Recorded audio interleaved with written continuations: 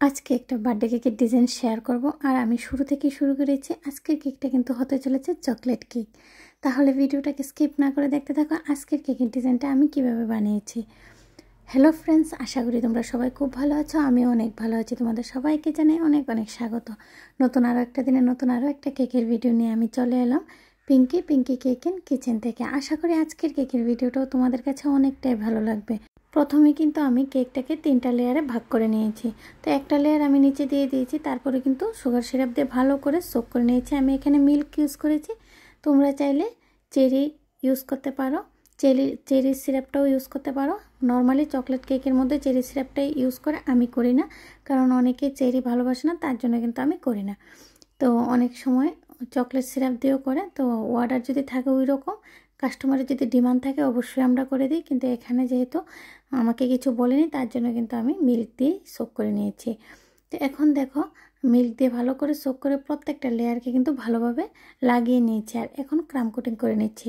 Cream দিয়ে ভালো করে ক্রামগুলো কোট করে নিতে হবে, তা না হলে কিন্তু কেকের ফিনিশিংয়ের সময় কেকের ক্রামসগুলো চলে আসবে আর দেখতে কিন্তু একদম ভালো লাগবে না। আর রেস্টিংয়ের জন্য কিছুক্ষণ ফ্রিজে রেখে দিতে হবে, ভালো করে রেস্ট দিয়ে দিতে হবে, তা না হলে কিন্তু কেকের ফিনিশিংটাও ভালো আসবে না। কেননা কেকটা যখন আমরা সোক করি তখন অনেকটাই নরম হয়ে যায়। তো একটু ফ্রিজে রেখে দিলে, কিছু টাইম ফ্রিজে রেখে দিলে তো একটু টাইট হয়ে যায়, তো ফিনিশিংটা দিতে কিন্তু একদমই সমস্যা হয় না। অনেকে অনেক রকমভাবে কেকের ডিজাইনগুলো করে, তো আমিও আমার মতো করি। আমি যেভাবে আমি সব সময় বানিয়ে আসছি সেভাবেই আমি তোমাদেরকে বলছি যে আমি সব সময় রেস্টিংয়ের জন্য একটু ফ্রিজে রাখি। যখন ইমার্জেন্সি অর্ডার থাকে তখন তো কিছু করার নেই, সময় একদম হাতে থাকে না, তবু আমি চেষ্টা করি আধা ঘন্টা 1 ঘন্টা যদি রাখা যায় আমি রেখে নিই, তারপরে আমি ফিনিশিংটা দিই। আর অনেকগুলা কেক আছে একদম সাথে সাথে ফিনিশিং দিতে হয়, কারণ একদম সময় থাকে না। তো ওই কেকগুলো দিতে হয়, কিছু করার থাকে না, তখন ফিনিশিংটা একটু দেখতে হয়তো বা অনেক সময় একটু অন্যরকম হয়, তবু দিতে হয়, কিছু করার নেই যেহেতু ইমার্জেন্সি থাকে। তো আমি ভালো করে কেকের মধ্যে কিন্তু এখন ফিনিশিংটা দিয়ে দেবো। আমার কেক বানানো যদি তোমাদের থেকে ভালো লাগে আর আমার কেকের ভিডিওগুলো দেখে একটু হলো উপকৃত হও, জানতে পারো কিছু, অবশ্যই চ্যানেলটাকে সাবস্ক্রাইব করে পাশে থাকা বেল আইকনে ক্লিক করে দেবে। তাহলে যখনই আমি কেকের ভিডিওগুলো আপলোড করব সর্বপ্রথম কিন্তু তোমাদের কাছে এসে পৌঁছাবে। তোমাদের সাথে কথা বলতে বলতে কিন্তু আমি কেকের মধ্যে ফিনিশিংটা একদম ভালো করে দিয়ে দিয়েছি। এখন ডিজাইনে চলে যাব। আজকের কেকটা কিন্তু চকলেট কেক, কিন্তু ডিজাইনটা কিন্তু উপরে থেকে দেখলে একদমই বুঝতে পারবে না যে চকলেট কেকের ডিজাইন ছিল। আমি শুরুতেই বলেছি যে আজকের কেকটা আমি বার্থডে অকেশনের জন্য বানিয়েছি, আর ডিজাইনটা আমাকে যেভাবে দিয়েছে আমি চেষ্টা করেছি সেম টু সেমভাবে বানিয়ে দেওয়ার জন্য। তাহলে আমি কি করে চকলেট কেকের ডিজাইন দেবো, উপর থেকে দেখলে একদমই বোঝা যাবে না। তাহলে দেখো আমি সাইডে কিন্তু একটু কোমের সাইজের ডিজাইন দিয়ে দিয়েছি। তোমাদের যেভাবে ভালো লাগে তোমরা দিতে পারো, কারণ কোমের মধ্যে অনেক রকমের ডিজাইন থাকে, তোমরা এটা সবাই জানো।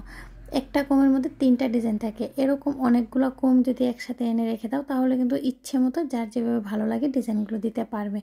এখন আমি জেল নিয়ে নিলাম, আর একটু ব্লু কালারের জেল নিয়েছি, হালকা ভায়োলেট কালার। তো আমি ভালো করে কেকের একটা সাইডে দিয়ে দিচ্ছি। এখন দেখে মনে হচ্ছে যে চকলেট গানাশ দিয়েছি, একদমই না। যখন আমি জেলটাকে পুরোটা কেকের মধ্যে লাগিয়ে দেব তখন বুঝতে পারবে যে এটা চকলেট গানাশ ছিল না, এটা একদম ডার্ক ব্লু কালারটা ছিল। তো পুরোটা কেকের মধ্যে হাফ কেকটাকে আমি এইভাবে কিন্তু কালারফুল করে দেব সুন্দর করে।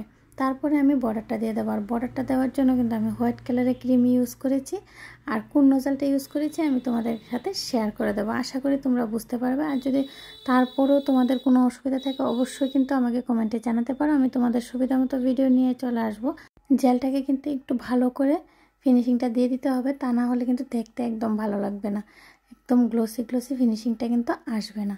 তাই একটু ভালো করে একদম ফিনিশিংটা কিন্তু দিয়ে দিতে হবে। আর ভালো করে চামচের সাহায্যে প্রথমে কিন্তু জেলটাকে স্মুথ করে নিতে হবে। তো দেখো এই নোজলের সাহায্যে কিন্তু আমি নিচের বর্ডারটা দিয়ে দিচ্ছি। আর নিচের বর্ডারটা দেওয়ার পর দেখবে কেকের লুকটা আরও কতটা চেঞ্জ হয়ে গেছে, দেখতে অনেকটাই ভালো লাগবে। হাফ বর্ডার দেওয়ার পরই দেখো কেকের লুকটা একদম চেঞ্জ হয়ে গেছে। তো আমার নিচের বর্ডারটা কমপ্লিট হয়ে গেলে কিন্তু উপরে আমি কিছু চকলেট চিপস বসিয়ে দেবো। আর এই চকলেট চিপসগুলো কিন্তু একদমই ইজি মেথডে আমি বানিয়েছি। সিলিকনের যে মোল্ডগুলো থাকে, চকলেটটাকে ডবল বয়লারে মেল্ট করে সিলিকনের মোল্ডের মধ্যে দিয়ে দিয়েছি, আর ফ্রিজের মধ্যে রেখে কিন্তু আমি টাইট করে নিয়েছি। তো তো এভাবে তোমরাও বানিয়ে নিতে পারো। আর যদি অনেকে আছো এই ব্যাপারটা জানো, এভাবে খুব সহজেই চকলেট চিপস বানানো যায়। আর যদি তোমাদের তারপরও কোনো সমস্যা থাকে আমাকে কমেন্টে জানাতে পারো, আমি কিভাবে সিলিকনের মোল্ডে চকলেটটাকে ডবল বয়লারে মেল্ট করে বানিয়েছি অবশ্যই তোমাদের সাথে ভিডিওটা শেয়ার করে দেবো। তো এখন কিছু নোজলের কাজ করে দিলাম আর একটু জেল দিয়ে দিচ্ছি।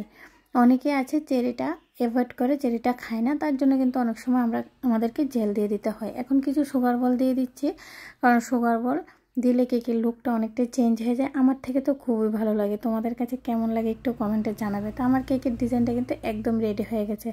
আজকে কোনো রকমের বার্থডে টপার ইউজ করব না, হাতে দিয়েই আমি লিখে দেবো হ্যাপি বার্থডেটাও নামটাও।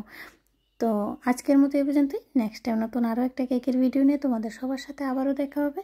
সবাই খুব ভালো থেকো, সুস্থ থাকো আর অনেক অনেক আনন্দে থেকো। আর আমার আজকের কেকের ভিডিওটাকে ধৈর্য সহকারে পুরোটা দেখার জন্য তোমাদের সকলকে জানাই অসংখ্য অসংখ্য ধন্যবাদ। আশা করি সবাই খুব ভালো থাকবে। তোমাদের সবাইকে জানাই রাধে রাধে।